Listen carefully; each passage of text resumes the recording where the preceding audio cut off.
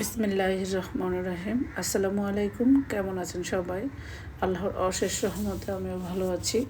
আজকে শেয়ার করব আবহাওয়া ডিমান্ড লেটকা খিচুড়ির সহজ রেসিপি। বাইরে ঝুমঝুম বৃষ্টি হচ্ছে, আর তার মাঝে যদি খিচুড়ি না হয় তাহলে তো জমেই না। এই জন্য একটা মশলা তৈরি করার জন্য এখানে নিয়েছি এলাচ, লবঙ্গ, দারচিনি, জয়ফল, জয়ত্রী, আর হচ্ছে কাঁচা জিরা, আর হচ্ছে ধনিয়ার গোটা। তো এগুলোকে আমি ভালো করে ব্লেন্ড করে নেব।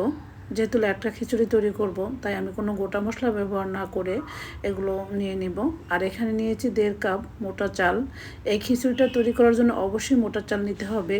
আর এখানে মসুরের এবং খেসারের আর হচ্ছে মুগ ডাল ভেজে নেওয়া 1 কাপ নিয়েছি। আর এখানে নিয়েছি বুটের ডাল আর হচ্ছে ছোলা বুটের ডাল। এগুলো ভালো করে ভিজিয়ে নিয়েছি 1 ঘন্টা আগে থেকে। এগুলো আমি পরে ব্যবহার করব। আর এখানে 600 গ্রাম গরুর মাংস ছোট ছোট টুকরো করে নিয়েছি, আমি প্রেশার কুকারের মধ্যে নিয়ে নিচ্ছি। আর এখানে হচ্ছে 1.5 টেবিল চামচ আদা রসুন থেতো করা, 4-5টা কাঁচামরিচ থেতো করা, আর হচ্ছে 1 কাপ পেঁয়াজ কুচি। এরপরে আলু, মিষ্টি কুমড়া আর হচ্ছে লাউ 1.5 কাপের মতো সবজি দিয়ে দিলাম। আগে থেকে যে মশলাটা আপনাদেরকে দেখিয়েছি সেটা ব্লেন্ড করে সবটুকু দিয়ে দিয়েছি, একটু পানি দিয়ে ব্লেন্ড করেছি। তো সব কিছু আমি প্রেশার কুকারে নিয়ে নিচ্ছি। আর এখানে 1/2 চা চামচ হলুদের গুঁড়া আর 1 চা চামচ লাল মরিচের গুঁড়া, স্বাদ মতো লবণ দিয়েছি। দিচ্ছি 3 কাপ পানি।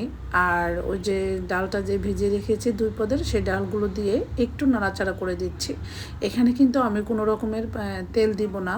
এরপরে আমি প্রেশার কুকার ঢাকনা ঢেকে 3-4টা সিটি দিয়ে নিয়েছি।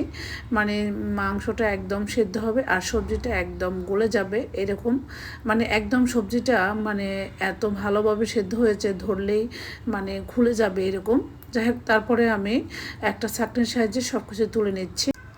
এরপরে আমি উঠিয়ে একটা স্বর্ণ পাত্রে রেখে দিয়েছি, এবং যখন সবজি মাংস সব কিছু ঠান্ডা হয়ে গিয়েছে ওই পর্যায়ে আমি মাংসগুলো এখান থেকে বেছে রেখে সবজিগুলো আমি এই যে মানে গরুর মাংসের স্টকের মধ্যে আবার দিয়ে দেব। মানে যেই পাত্রে আমি খিচুড়িটা রান্না করব ওই একই পাত্রের মধ্যে সবজি আর গরুর মাংসের স্টকগুলো নিয়ে নিয়েছি। এখন এখানে আমি 2টা তেজপাতা দিয়েছি মাঝখান দিয়ে চিড়ে, আর ওই যে আগে থেকে যে চাল ডাল আমি রেখেছি সেগুলো ধুয়ে পানিটা ঝরিয়ে রেখেছিলাম সেগুলো দিয়ে দিচ্ছি। দিয়ে আমি নাড়াচাড়া করে ঢাকনা দিয়ে ঢেকে একদম মানে খিচুড়িটা যতটা সময় সেদ্ধ পারফেক্টলি না হবে ওই পর্যন্তই রান্না করব। আর এখানে আমি একটা হাঁড়িতে বেশি করে তেল দিয়েছি, মানে এখানে 1 কাপের মতো তেল দিয়েছি।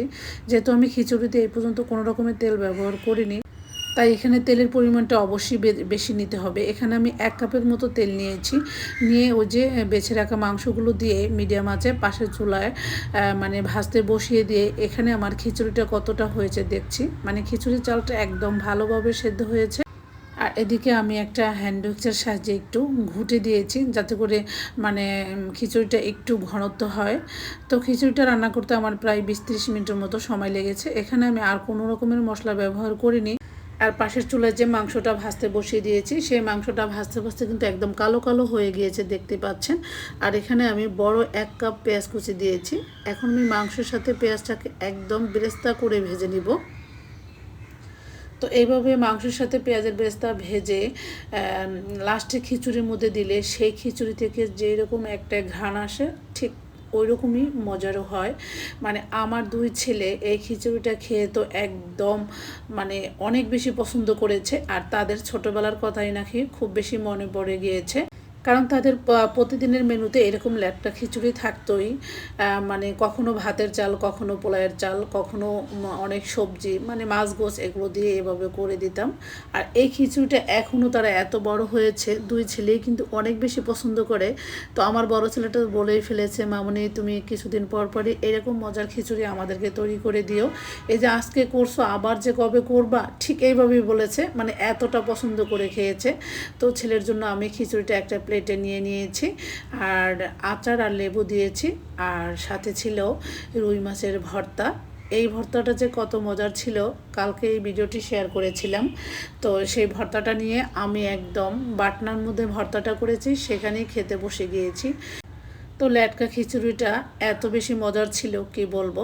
বাইরে ঝিম বৃষ্টি চলছে তো চলছেই, কোনো বিরাম নেই, নেই কোনো বিশ্রাম। তার মাঝে বাসায় বসে এভাবে খিচুড়ি খাচ্ছি, আহ কি মজা! এই তো মানে আমি চেটেপুটে একদম সবটুকু খেয়ে নিয়েছি, দেখতে পাচ্ছেন। আশা করি আমার ভিডিও ভালো লেগেছে। আজকের মতো তাহলে বিদায় নিচ্ছি, আল্লাহ হাফেজ।